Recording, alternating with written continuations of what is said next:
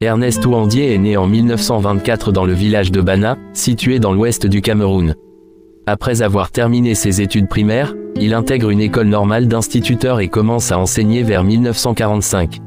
Cependant, il est rapidement attiré par la politique et rejoint l'Union des populations du Cameroun, UPC, en 1948, un parti fondé pour revendiquer l'indépendance du Cameroun sous domination française. L'exil et le retour au Cameroun. En 1955, l'UPC est interdite par l'administration coloniale française, forçant ses dirigeants à s'exiler. Ernest Ouandié trouve refuge en Égypte, puis en Chine et au Ghana, où il reçoit une formation militaire et idéologique. En 1960, il revient clandestinement au Cameroun pour organiser la lutte armée contre le régime d'Amadou Ahidjo, qui, selon lui, perpétue le système colonial sous une nouvelle forme. La lutte armée. Entre 1960 et 1970, Ernest Ouandié dirige la guérilla dans les montagnes de l'ouest du Cameroun. À cette époque, l'armée camerounaise, soutenue par la France, utilise des moyens militaires considérables pour écraser la rébellion, notamment des bombardements aériens sur les villages soupçonnés d'abriter des maquisards. Arrestations et exécutions. En 1970, affaibli par la guerre et isolé, Ernest Ouandié est capturé après avoir été trahi par un proche collaborateur. Il est transféré à Bafoussam, où il est jugé lors d'un procès sommaire. Le verdict tombe rapidement, il est condamné à mort.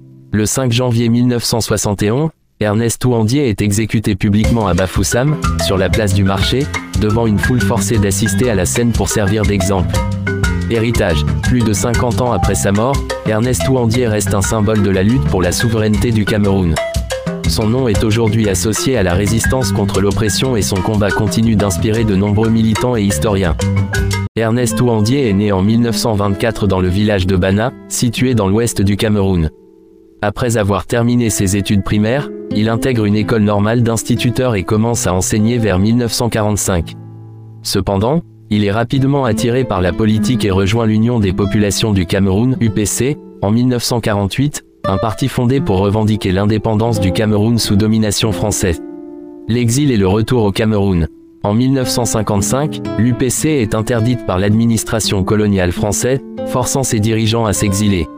Ernest Ouandié trouve refuge en Égypte, puis en Chine et au Ghana, où il reçoit une formation militaire et idéologique.